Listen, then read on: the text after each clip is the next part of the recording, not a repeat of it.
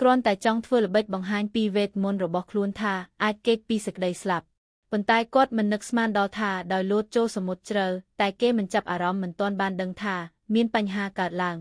គេត្រូវបានទាញចុះក្រោមដោយប៊ូលដែកធ្ងន់ហើយពេលចង់ស្វែងរកសោដើម្បីដោះខ្សែច្រវាក់ទើបគេដឹងថាសោដែលជាប់នឹងជើងរបស់គេនេះបានបាត់ទៅហើយ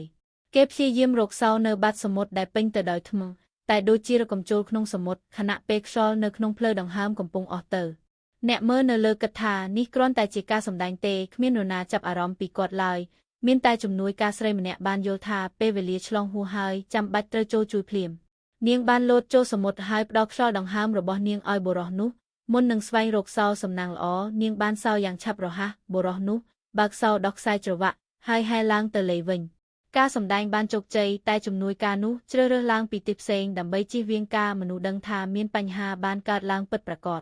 គំនិតសំខាន់ការសម្ដែងមួយដែលស្ទើរតែប្រែក្លាយជាគ្រោះប៉ុន្តែក៏ទាន់ជួយទាន់